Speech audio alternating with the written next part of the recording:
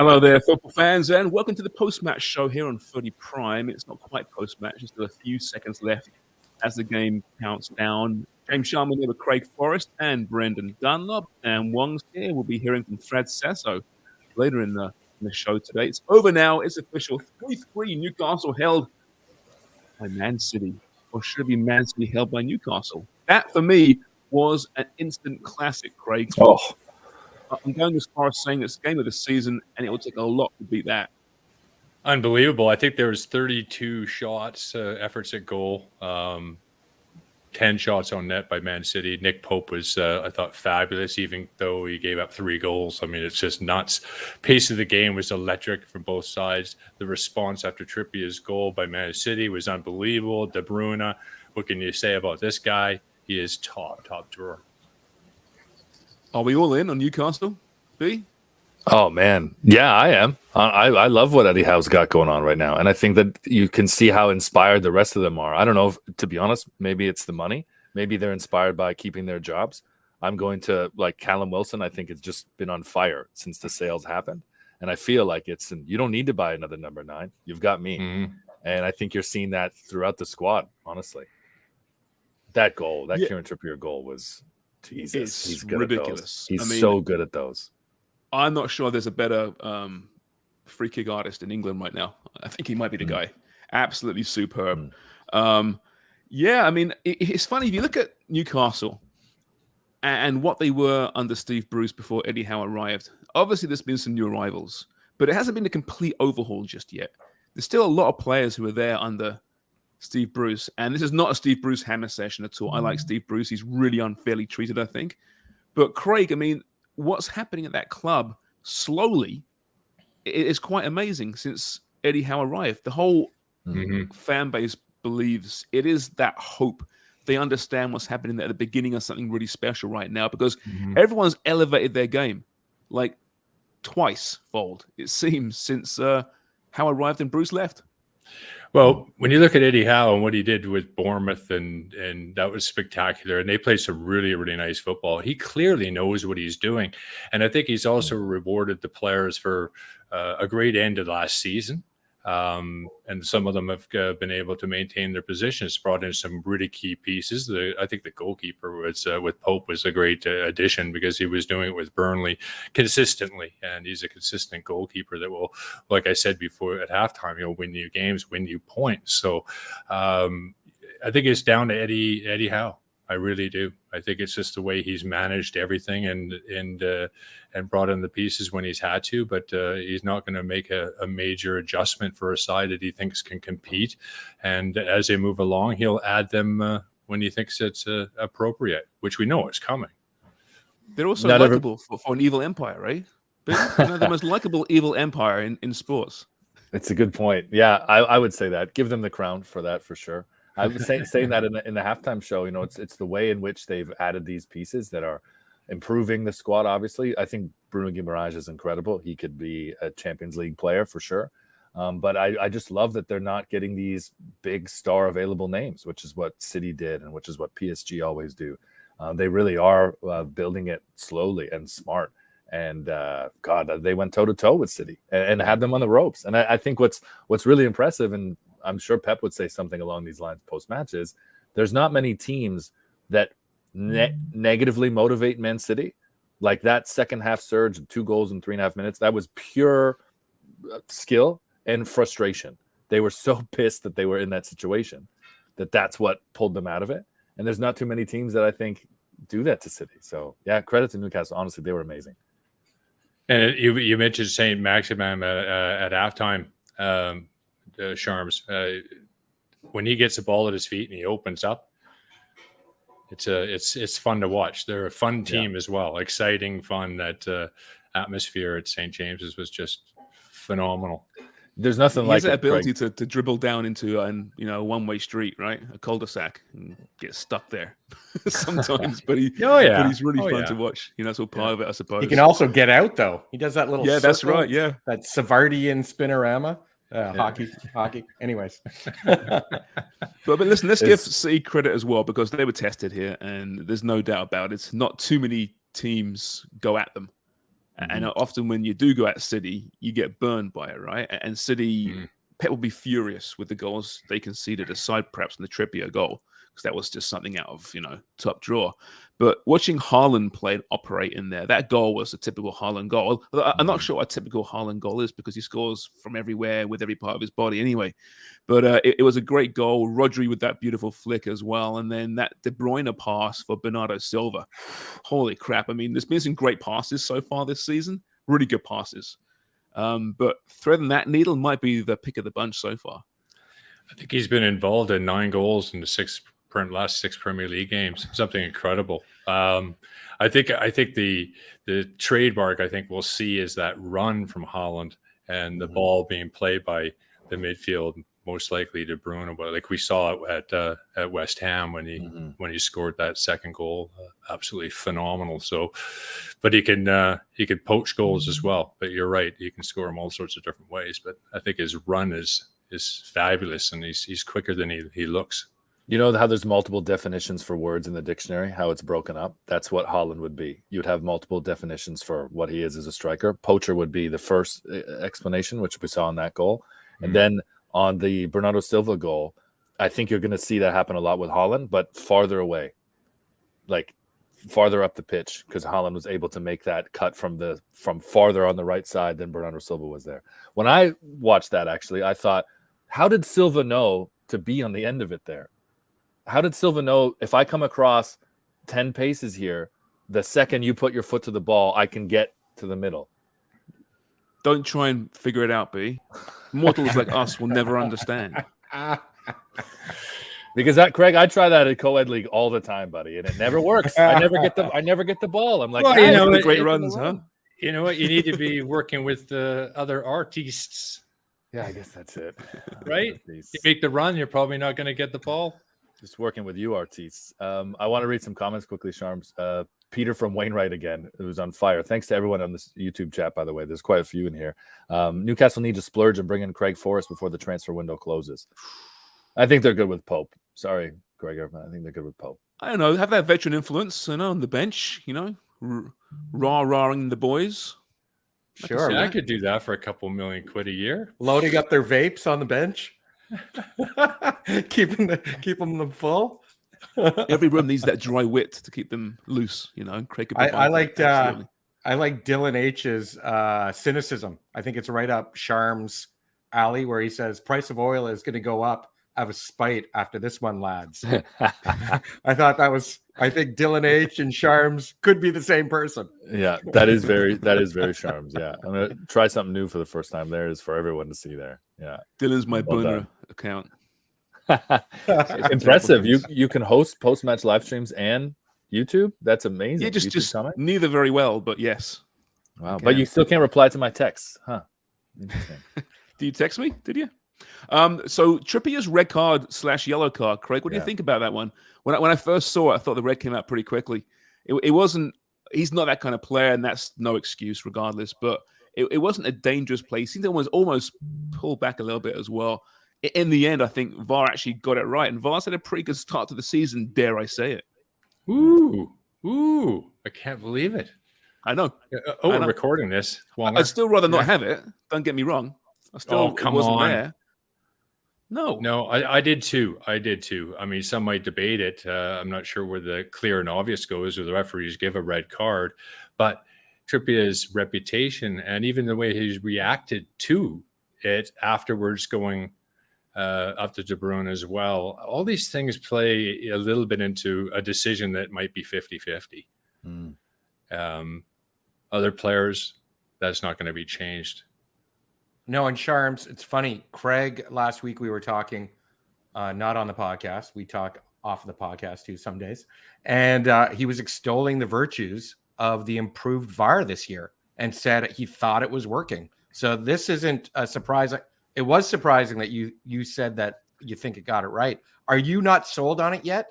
Because I think they found this sweet spot where it seems like it's helping with the game instead of going the opposite way, which it did the last couple seasons. I think it's shit. I think the Jesus. reason that our feelings are different about VAR after this match specifically, Wonger, is because you saw the goal reaction from Almirón when they went to VAR and approved it being a goal, made it feel like VAR hadn't taken away from it, and then the way the commentary team described this challenge, and we could see it when you froze the shot of the contact, it looked heinous and ridiculous. But when you watched it in slow motion, you can see that he was just making contact to take the player down, not to go through the player to take the player out, which is what it would look like in real time. Well, it's funny because Alan Scholes, longtime listener and new viewer now, because we're on YouTube, he basically said down to 10 men in his tweet. And I was like, if that would have gone down to 10, the game completely changes right away. And that's where VAR made this game. Instead of the referee pulling out that red, this actually even made the game fair to the end and just. Yeah, but Dan, I don't think that comes into play where the game is or what the situation is. It shouldn't do. It should come down to warrant and whatever the play is. Yeah. And I think Dunny's right. I think what it came down to is all he was trying to do is trip him. It's almost like one of those basketball technical fouls, when you're going in with LeBron James. I mean, you got to manhandle the guy, and then you can take a technical. So I think it was one of those. You just trying to bring him down. It was a yellow card, and he was willing to give a yellow card up for it. So I think they got it. It was right a shame because it was De Bruyne in full flight as well. Right, he's so good at that gate, that long gate. He doesn't look like a soccer player, does he? At that point, he should have a ball under his arm. And he should be running for the try line. That's what De Bruyne looks like to me. Not a world-class midfielder. And it's funny. I think when you see some of those athletes out there, I mean, they are some specimens, aren't they? Incredible. They really are. Yeah. B mentioned it with our chat to Ozo, saying, "Listen, Ozo, don't be watching any Man City games. Just don't do it. You don't need to." Because I'm watching that game, and if I'm Canada players, I'm thinking, shit. Look at De Bruyne right now. I'm not sure there's a better player in world football right now. Yeah, you know what? John Herdman's from up that area, about 13 miles, as we know, from Newcastle. Maybe he had a word with Trippier. So like we gotta get him a knock. We don't want to do anything too much. Just a little knock, a little tweak. That's the interesting thing, right? The football world is so connected. I'd love to see the text message thread that happens just before a mid-season Winter World Cup. We need a Tanya Harding, Jeff Galooly incident. Who's that Jeff Galooly? I don't know. We got to get a Galooly. We've got to have one. Galooly. But maybe it's going to be Dave Starkey. Could it be Dylan? Yeah. Could it be Peter from Wainwright? He could be our Jeff Galooly. Anyway, we're accepting Ryan, applications Gatley right now. Yep. We'll pay for your flights over there. I think it would be the guy we had at halftime. Not wasn't Fred. Who did we have at halftime? Brody Jenner. I think it was Brody Tanner. Tanner. Maybe it's Brody Tanner. I was going to say, once you start with De Bruyne, then who do you go to on that Belgium side? Because you got to take out several. Honestly, right? Honestly. But it's scary, right? Watching De Bruyne like this, thinking about the World Cup, whether you're Canadian or not. However, I would say that every time he's been in this Player of the Year form, it's not sustainable beyond 3 months. Because an injury comes. So based off of this, if he keeps this up, bosses it through September, has a killer October, come Halloween, something will happen. Oh yeah, but don't you want Canada playing the very best in the world? No. Don't you want that? No, me neither. No, as many injuries as possible, please. And we don't condone physical violence, by the way. Of course, you and I said they get into the second round. Don't fly over to Man City and start attacking footballers because we suggested. Please don't do that. Just covering our legal asses right now. Actually, Alan Scholes says because it was De Bruyne, it should have been considered a goal-scoring chance. See, it should have been a red card. Absolutely, bang Good on there, take, Alan.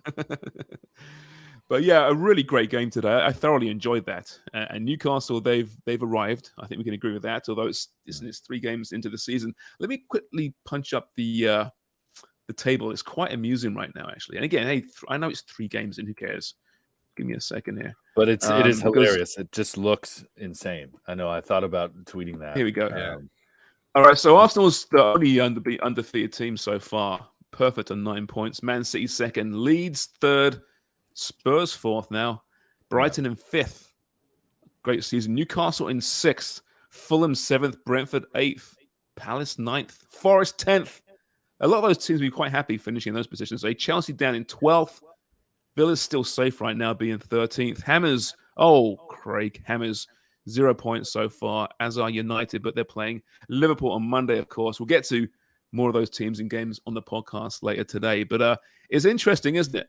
I haven't got time right now, but we should look at the table after 3 games last season and have a good old laugh about that as well. Maybe we'll do that in the podcast today, B, and just tell you it means nothing right now. It is still early doors, but it's been a really entertaining season so far. And that result earlier today with Leeds beating Chelsea, just seeing, Ellen Road being so loud and St. James's Park being so loud. It's just great for football, isn't it? Great for English football in this Premier League. Hey? Yeah, thoroughly deserving it, eh, fellas? I mean, we've seen teams play incredibly well. I thought maybe Brighton this year might struggle a little bit. Not at all. They've looked even better. They've even selling a couple players. So, Leeds have been excellent. Palace for me have been tremendous to watch as well. And I just love the attacking type of style of football we're seeing week in, week out. It's good. I think that's what makes the Prem so much better than all of the other leagues on the continent, not to get into that long-winded conversation. Lecce, Sassuolo, Girona, those teams, they can take points off of the big boys. But I feel like they don't have as much of an impact on the table or as much of an impact on throughout the season, the course of the season, as there is in the Prem. And you get this stretch here where Brighton's like this, and until December, you're still trying to figure out who is Brighton. It totally affects everything, right? It makes every match day super exciting. I think part of that is just the structure of the league and the way the TV money is represented and spread out pretty evenly throughout the league. So teams even at the bottom can, compete, not at the same level, of course, but they still have some money to spend. Yeah. So yeah, definitely. I mean, that makes the league a little bit more. You're right. The newly promoted Serie A team is not getting 150 million in upshoot payments to be able to go and buy 16 players, which is what Forrest did this summer, right? And this is what we'll do. We did it. We didn't do a preview show. Was a good show, but we didn't go through 1 through 20 because there's so much happening between then and the transfer window. We're seeing that. But on the nearest podcast after the transfer deadline, we'll each pick 1 through 20, and we'll go through it. Okay, real predictions, and maybe people have Brighton in 5th place. I could see Newcastle finishing in 6th, quite frankly, at this point. But so much to get to. It's really exciting. We're going to be back very shortly. You can probably find it this evening. The podcast, B. When's it being Wonga? When's it being posted? Around 5 o'clock, 6 o'clock. Around 5 o'clock tonight. today. Yeah, we'll get into each game, more in-depth storylines. Yeah, enjoying the Premier League. If you're watching this and not the games because you haven't yet committed to Fubo TV, please do it. FuboTV.com/Footy Prime. Sign up. All the games are there, all the highlights, all the PLTV shows. Lots to get to. One soccer's there. If you're a football fan, get onto Fubo TV. And if you like making the odd wager here and there, which we do. By the way, I got screwed this weekend on North Star Bets. I had a good wager that both Chelsea and Man City would win by 2 goals. Wow, great wager. Yeah, that was good wager. I would have felt expert. bad though. I would have felt bad for anyone who had the win for Forest. Who just played? Newcastle. Sorry. It was an 8-1. It was an 800-8-1, and they were up 3-1 with 35 minutes left, right? You would have been so excited. I bet you more people went in-game on City when they were down 3-1 than had Newcastle at 8-1 to start. That's good insight. But Sharman, you're not going to apologize, Sharman, to anyone that got your Arsenal play wrong? Arsenal. Yeah, I apologize for getting Gabriel Jesus to score and Arsenal to win. It was Martinelli to score. So Martinelli, yeah, that close. I actually made a personal bet as well with Jesus scoring. That's why I thought that. I got a few right this weekend, though. I won't lie to you. I still wouldn't recommend you follow my advice, but hey. No. Anyway. No. But do follow our content on Twitter and do listen to the podcast because we're talking to a new audience, Sharms. There might actually be people here that don't know we do a podcast. Although very familiar names in the chat. All about active people. But we're in a whole new space. That's the whole point. Before we put a bow in this, can we speak to our man?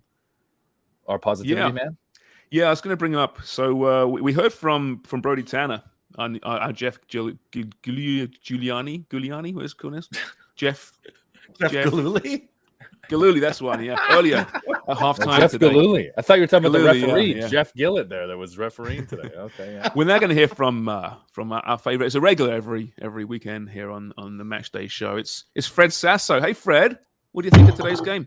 Oh, I'll tell you what. There's an old saying that goes, if wishes were horses, then I'd be eating horse meat every night. And that's kind of how you can sum up this game, you know.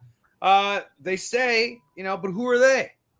I want to say that the fact that there was so many goals, I thought I was watching like a hockey game, you know what I mean? But without sticks, but that's all right. Different story, different playing field.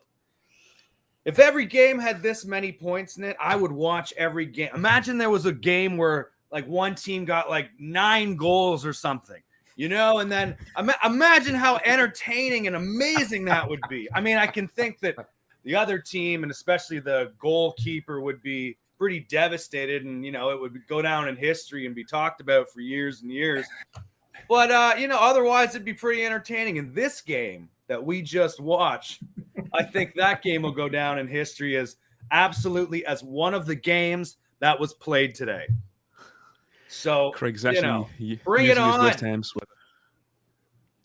Who's that? Craig is actually using his game worn West Ham goalkeeper's jersey. Yeah, I don't know what that means, but listen, what I do know moistened eyes. That, hey, here's the thing. I want to say hi to Jason DeLima. It's his first time watching, but guess what, Jason? Tune in next week and see all kinds of, you know, exciting talk from these lads over here. You got beautiful hair, you got grumpy old Jim, then you got handsome Pete up there, and then you got boom boom Dan Wong. It's a real treat to be a part of this, boys, and I always appreciate you having me on. And I will say this, next week when we see these games, I'm hoping we get quack quack quack karate chops all through the game. We're gonna see 50-goal games. It's getting a lot better. I appreciate you guys, and I'll see you next week. Thanks, Fred. Fred's always great. All right. Thank you very much, everyone. As mentioned, don't forget the podcast and follow us on all your social channels. Footy Prime, the podcast. See you later.